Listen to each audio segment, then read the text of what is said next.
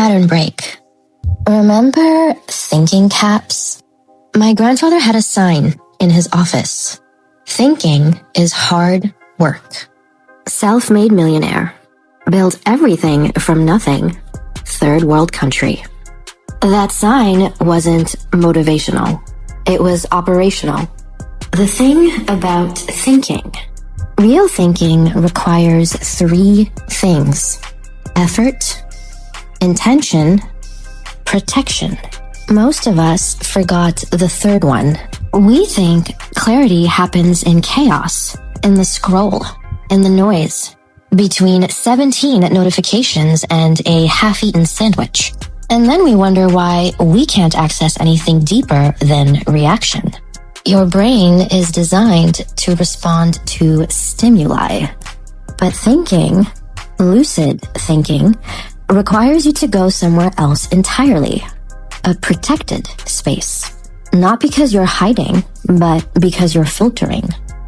The interruption. High school. I'm in my corner, hijab on, book in hand, reading something that matters to me. Absorbed, quiet, focused, doing exactly what thinking caps are for. A teacher walks over. She asks me, "Don't you care about boys?" I looked up, confused. I was minding my own business in my thinking cap, engaged in deep work. And her question was what exactly?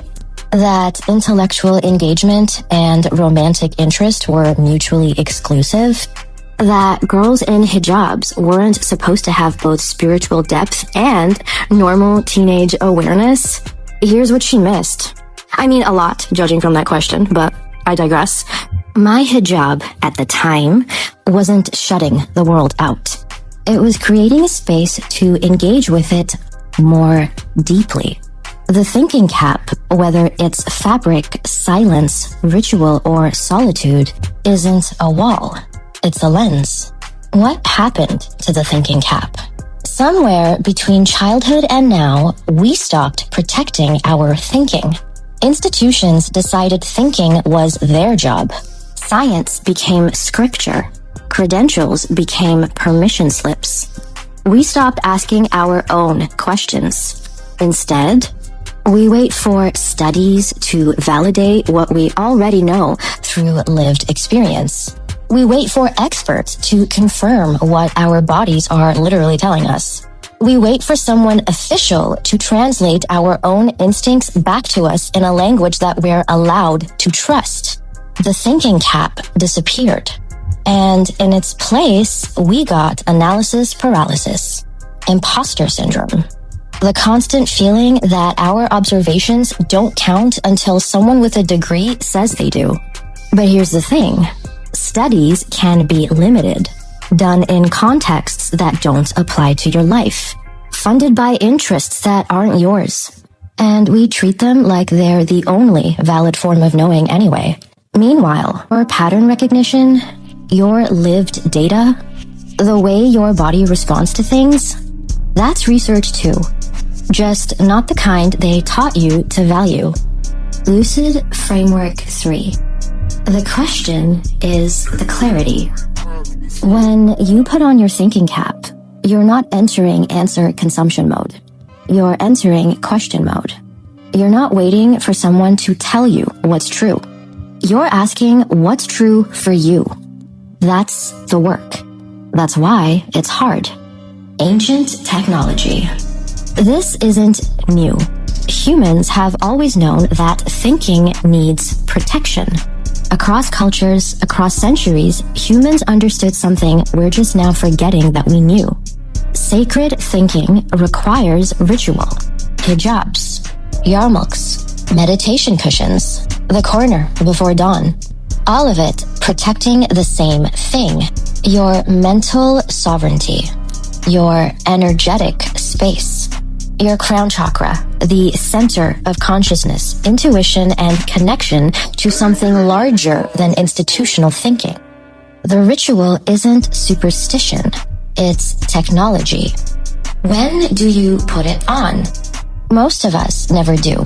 All the time, we're winging it, trying to think clearly while notifications buzz, tabs multiply, and our attention scatters across 17 inputs at once. And then we wonder why we can't access our full cognitive range.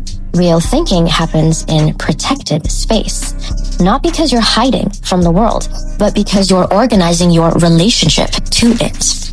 Filtering, prompting, asking the questions that matter instead of consuming the answers you're fed. The thinking cap is an organizing system.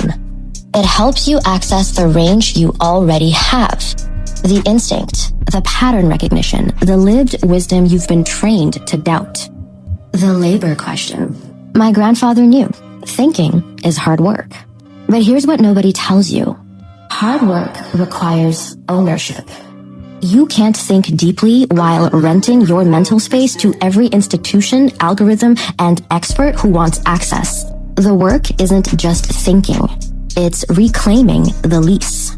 Cognitive sovereignty means you decide when to think, not when you're prompted to react. You trust your observations as valid data, not secondary to someone else's theory. You ask your own questions instead of waiting for approved answers. You protect the space where thinking happens, because that space is where you actually meet yourself. That teacher wanted me to abandon my corner, my cap, my focus, to conform to what institutions said teenage girls should prioritize. I didn't. But because I understood something that she didn't. Thinking caps aren't about shutting down. They're about tuning in to yourself, your questions, your clarity. Thinking is hard work. So tell me, who are you working for? Because my grandfather built empires thinking for himself, not for permission, not for credentials, not for validation, for clarity. And clarity is a currency that never loses value. Some questions, FYGK, for your greater knowing. Whose thinking am I protecting right now? Mine or someone else's? What patterns would I see if I actually trusted my own observations? In what ways have I mistaken compliance for clarity? What am I waiting for permission to believe? The thinking cap isn't about shutting down. It's about stepping into your own authority. This is Labiba. Thinking cap on. I'll catch you next pattern break.